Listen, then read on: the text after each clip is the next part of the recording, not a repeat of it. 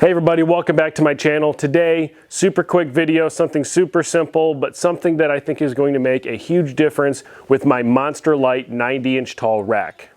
So one of my chief complaints about the Monster-Lite rack is that with it being 90 inches tall, they use this exact same cross member, and this is a 43-inch cross member because it's the full 690 series. And you lose a whole lot of height. So normally, if you were able to press all the way to the top, so if you look at the way that the Monster series racks are created, or if you were to special buy cross members that are top flush mounted style, I'll link those or show a photo or something, you'll see that you actually don't lose that overhead capability. Now I'm 5'10", 5'11"-ish. Right now I'm wearing boots that give me a little bit more height. And when I'm wearing lifters, what I have found is that when I go to actually press a bar overhead, basically right at where I'm at full extension is when the bar contacts these cross members, making it difficult to, or actually making it impossible rather, to press inside the rack. There are other reasons you'll want to lift inside the rack. Now, one of the big reasons in Strongman that you want to lift inside the rack is because you can use your safeties that are inside the rack to practice doing log clean and press. Now, unfortunately, even with the modification I'm going to do, I probably still won't be able to use a log. However, this will still allow me to press inside the rack with a normal barbell. So what I'm going to end up doing is I'm going to take these matte black pieces, and I have 2 of them, and I'm going to substitute these pieces to go on these cross members here.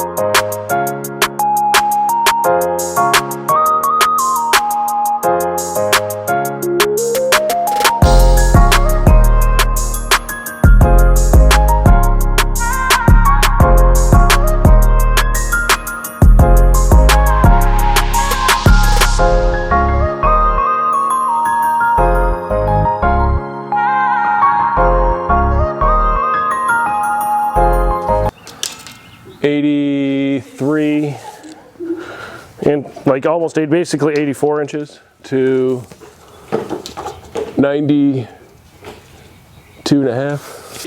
I'll be able to press the log up in here. Yeah, it's a little bit wonky looking, I think, but it's the same strength. So here's the other part, is it will only have 1 bolt over here because this cross member needs to feed through here. I can't get a second bolt through. So it'll be like 1 on this side, 2 over there. But honestly, I think that's plenty. So you can kind of see where I'm going with this now. Basically, what I have is I have 84 inches from the rack, from the platform basically, to the bottom of this cross member. By taking these gusseted pieces and replacing the cross members with them, I go all the way from 84 inches from the top of the platform to 92 from the top of the platform to the bottom of this rack. Now there are some drawbacks, and I'll be testing this as we go. Obviously, I would use caution with anything that you do in your gym anyways, but I'm only able to get 1 bolt in this side right now because I have the 690 setup. If I wasn't using the 690 setup, I would be able to get 2 bolts over here as well as 2 bolts over here. But because this 24-inch crossmember piece is still a traditional piece, it basically blocks any potential for getting 2 bolts in this side. Really, I don't think it's going to be that big of a problem. I have seen racks sold with lesser construction, But again, just use caution if you do it yourself. Now with this, as I go, I'm about to do the second side.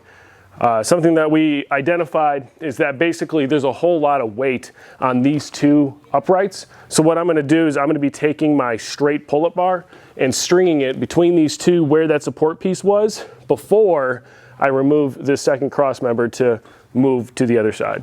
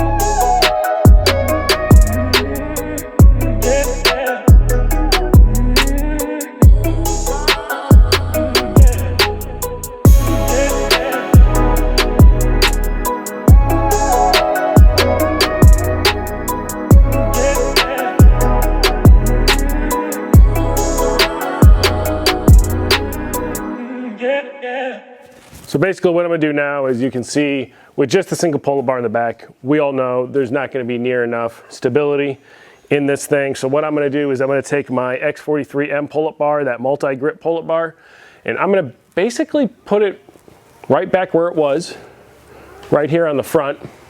And then I'm going to test the rigidity of the rack. I'm somewhat motivated to not use the 43-inch crossmember pieces again. I have an idea for a project down the road that I want to use those for.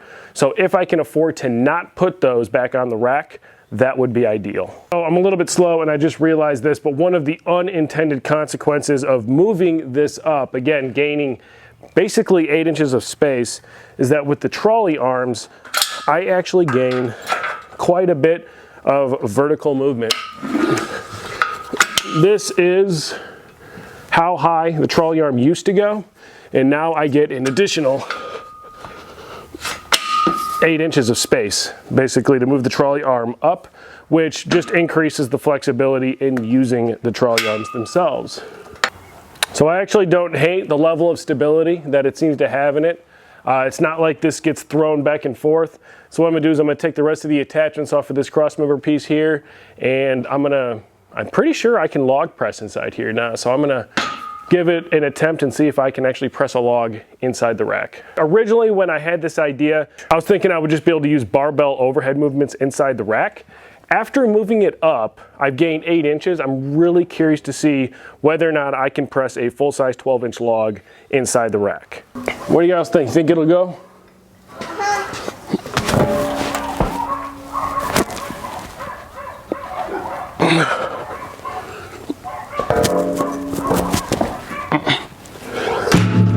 Now I know what some of you are thinking, you can't necessarily do this with just any rack. You have to actually have the pieces first.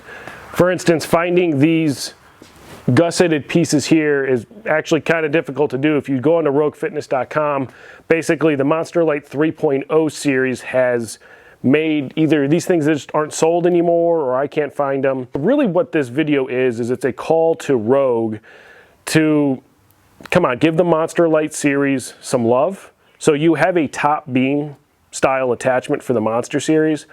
You have that exact same design for the Monster-Lite series with the nameplate design top beam. Why not make a better solution for Monster-Lite gym owners? There's a lot of Monster-Lite owners out there, and to be honest, we could use some better stuff for the Monster-Lite series. For some of you though, you will be able to do this. It's a simple modification. It really didn't take all that much effort. Plus I gained two 43-inch cross-member pieces that I now can find something creative to do with. But that's been it for this video. I appreciate each and every single one of you that watch every single week. And remember, when it comes to your garage gym, you should always make it better, awesome, and of course, badass. I'll see you next week.